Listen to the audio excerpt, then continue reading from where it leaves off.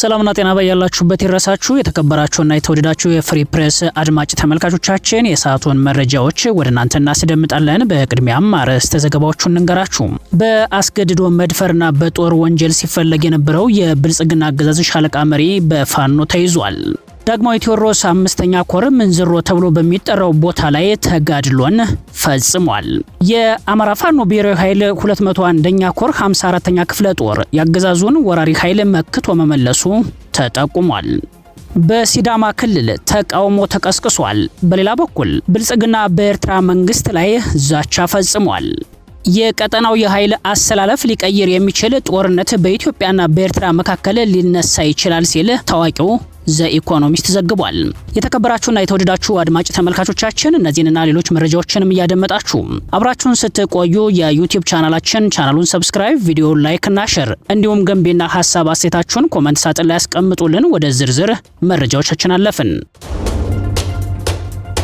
በአስገድዶ መድፈርና በጦር ወንጀል ሲፈለግ የነበረው የብልጽግና አገዛዝ ሻለቃ መሪ በፋኖ ተይዟል። የአማራ ፋኖ ብሔራዊ ኃይል ምስራቅ አማራ ቀጠና ሚኒሊክ ዕዝ ላስታ ጀነራል አሳምነው ጽጌ ኮር ሻለቃ መሪውን በቁጥጥር ስር አውሎታል።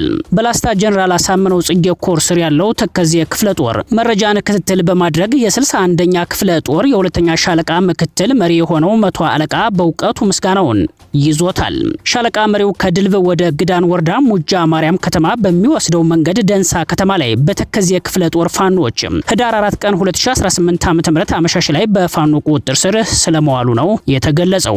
ያገዛዙ አመራር በላስታ ወረዳ ኩል መስክ ከተማ ላይ ከዚህ በፊት 8 ንጹሃንን የረሸነና ያስረሸነ የብዙ ወጣቶችን አካል ያጎደለ አባወራ ሴቶችን የደፈረ ህዝባዊ መድረክ ላይ በይፋ ኩል መስክ ከተማን ጥቁር አለብሳታለሁ እያለ ማህበረሰቡ ላይ ግልጽ የስነ ልቦና ጫና ያደርስ የነበረ ከነጋዴው ብሎም ከማህበረሰቡ ሙስና የሚቀበልና የግል ጥቅሙን የሚያግበሰብስና ፍጹም ስነ ምግባር የጎደለው የብልጽግና ተላላኪ መሆኑም ተገልጿል። ፋኖ በተደጋጋሚ የቀረበለትን መረጃ ይዞ ክትትል በማድረግ በቁጥጥር ስር አውሎታል። መረጃውን ያደረሰን የአማራ ፋኖ ብሔራዊ ኃይል ምስራቅ አማራ ቀጠና ላስታ ጀነራል አሳምነው ጽጌ ኮር ተከዜ ክፍለ ጦር ቃል አቀባይ ፋኖ ኢንጂነር አማራ ካሳ ነው።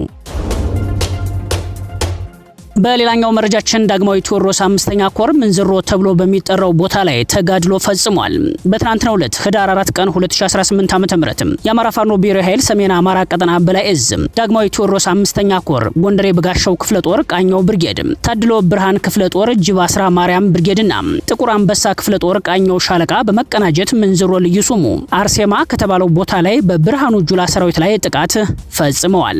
በጥቃቱ ከፍተኛ መደናገጥ ውስጥ የገባው ሰራዊቱ ቁስለኛውንና አስከሬኑን በመተው ወደ ጠዳ ከተማ ሽሽትም ገብቷል። ቁስለኛውንና አስከሬኑን ለማንሳት ተጨማሪ ያገዛዙ ኃይል ከጠዳ ከተማ ተነስቶ ውጊያው ከተካሄደበት ቦታ በመድረስ በወገን ኃይል ላይ ለሁለተኛ ጊዜ ተኩስ የከፈተ ቢሆንም ፋኖች የለመደውን የሽንፈት ካባ አከናንበውታል።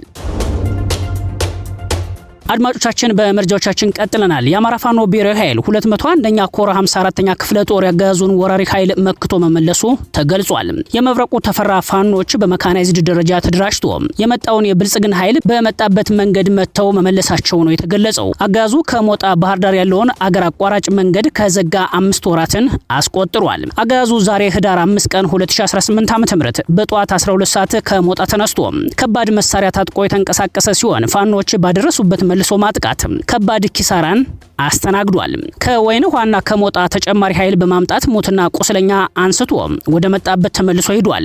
በተያያዘ ዜና የአማራ ፋኖ ብሔራዊ ኃይል ቴዎድሮስ ዕዝ የ109ኛ ኮር 99ኛ ክፍለ ጦር በላይ ዘለቀ ሻለቆች የኢንጂነር ክበር ተመስገን ልጆች ቀስተ ደመና ሻለቃ በጥምረት በሶስት አቅጣጫ ወደ ግራ ቅዳም የተንቀሳቀሰን የብልጽግና ኃይል እየመከቱ እንደሆነ ተጠቁሟል። ከጥቅምት 27 ቀን 2018 ዓ.ም ጀምሮ ከደብረ ኤልያስ ተነስቶ ወደ ወርቅማ ከደብረ ማርቆስና ከአማኑኤል ከተማ ተነስቶ ወደ ግራ ቅዳምን በሌላ አቅጣጫ ከምቡሊ ከተማ ወደ ግራ ቅዳምን ከተማ ለመግባት በመድፍ የታገዘ የጥቃት ሙከራ ያደረገው ብልጽግና በ99ኛ ክፍለ ጦር የፋኖ አባላት እየተመታ ይገኛል ነው የተባለው። በርካታ ያገዛዙ ቁስለኛ ኃይል ወደ አማኑኤል ጤና ጣቢያና ደብረ ማርቆስ ሆስፒታል መግባታቸውም ተሰምቷል። በተመሳሳይ ከደብረ ማርቆስና ከደብረ ኤልያስ በመነሳት ወደ ቸርተከልና ሊባኖስ የተንቀሳቀሰውን የብልጽግና ኃይል 206ኛ ኮር 14ኛ ክፍለ ጦር በሚገባ በማናገር ሙትና ቁስለኛ በማድረግ ወደ ምሽጉ እንዲመለስ አድርገውታል። መረጃውን ሀብታሙ የሱፍ አድርሶናል።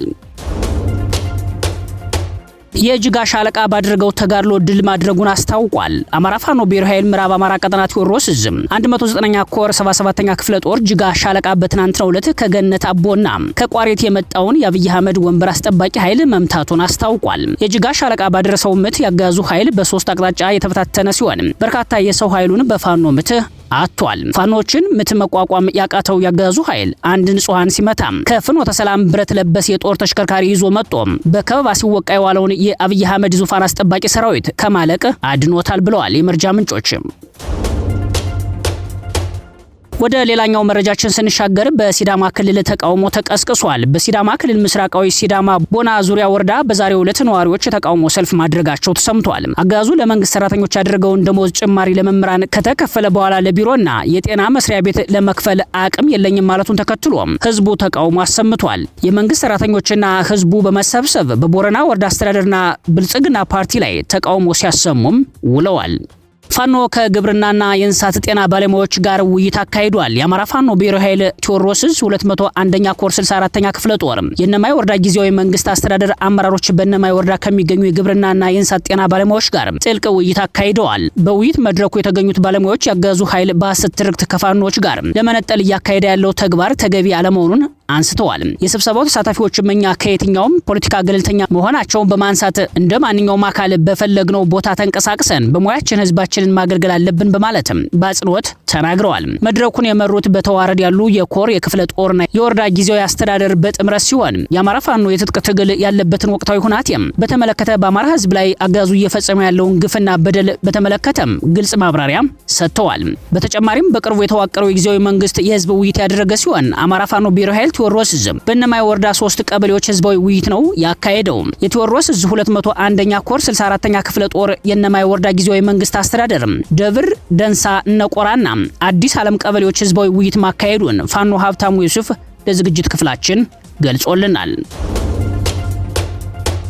በአርሲ የኦርቶዶክሳውያን ጭፍጨፋ አሁንም ቀጥሏል። በትናንትናው ዕለት አንድ የኦርቶዶክስ እምነት ተከታይ በመኖሪያ ቤቱ በተፈጸመበት ጥቃት ህይወቱ አልፏል። ጥቃቱን የፈጸሙት ወንጀለኞች ከገደሉት በኋላ ንብረቱን ዘርፈው ሂደዋልም ተብለዋል። አገዛዙ የግድያውን መረጃ ወደ ውጭ እያወጣችሁ ነው በማለትም የኦርቶዶክስ እምነት ተከታዮችን እያሳደደ እያሰረም ይገኛል። በጅምላ ወጣቶችንና በንግድ ስራ የሚተዳደሩትን እየመረጠ እያሰረ እንደሚገኝ ምንጮቻችን ገልጸዋል።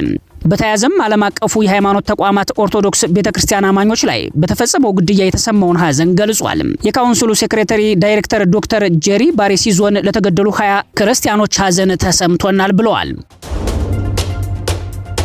ብልጽግና በኤርትራ መንግስት ላይ ዛቻ አሰምቷል። የብልጽግና ውጭ ጉዳይ ሚኒስትር ጌዲዮን ጢሞቴዎስ ኤርትራ የኢትዮጵያን የግዛት አንድነት ጥሳለች ሲል ተደምጧል።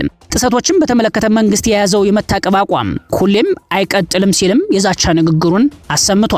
ጌዲዮን ኢትዮጵያ ከኤርትራ መገንጠል በፊትና በኋላ በአሰብ ወደብ ላይ ባፈሰሰችው ከፍተኛ ሀብት ምክንያት አሰብ በፌዴራል መንግስት በዋነኛነት ቅድሚያ የሚሰጠው ጉዳይ ነው ብሏል። የውጭ ጉዳይ ሚኒስትሩ ጌዲዮን በትናንትናው ዕለት ሆርን ሪቪው ከአዲስ አበባ ዩኒቨርሲቲ ጋር በመተባበር ባካሄደው የፖሊሲ ፎረም ላይ በመገኘት ነው ይህንን የተናገረው። በዝግጅቱ የተለያዩ ሀገራት አምባሳደሮችና ዲፕሎማሲዎችም ተገኝተዋል። የጌዲዮን ገለጻ ያተኮረው በኢትዮጵያና ኤርትራ ግንኙነት ላይ የነበረ ሲሆን በኢትዮጵያና ኤርትራ መካከል ለዘመናት የዘለቀው ግጭት መነሻ ከድንበር ውዝግብ ወይም ከባህር በር ፍላጎት የተሻገረ መሆኑን ጠቅሷል። የኤርትራ መንግስት በኢትዮጵያ የውስጥ ጉዳዮች ጣልቃ ይገባል የሚል ክስም አቅርቧል። ጌዲዮን በተጨማሪም የኢሳያስ ዶክትሪን በማለት ኤርትራ ራሷን በራሷ የምታስተዳድር ሀገር ሆና የመቀጠል ጉዳይ በኢትዮጵያ የጸጥታ መደፍረስ፣ መከፋፈልና ለመረጋጋት ላይ እንደሚመሰረት ያስባለም ሆኗል።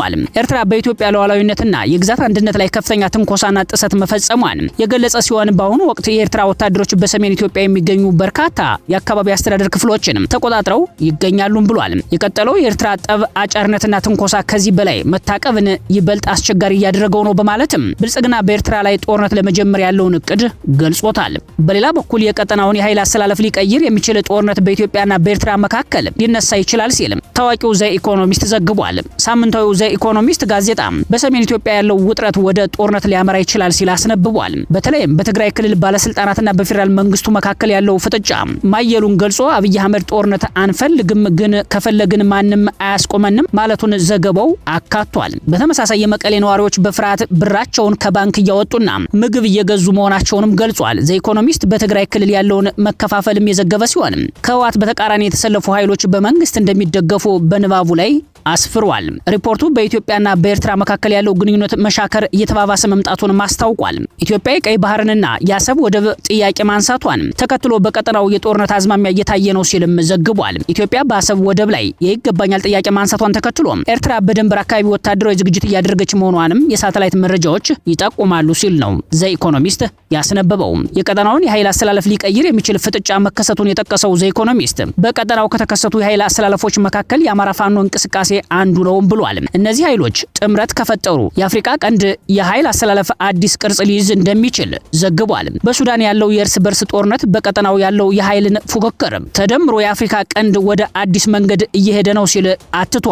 ዘ ኢኮኖሚስት በኢትዮጵያና በኤርትራ እንዲሁም በኤርትራ አጋሮች የሚታየው ፍጥጫ በድንገት ወደ ከባድ ጦርነት ሊቀየር እንደሚችልም ዘግቧል።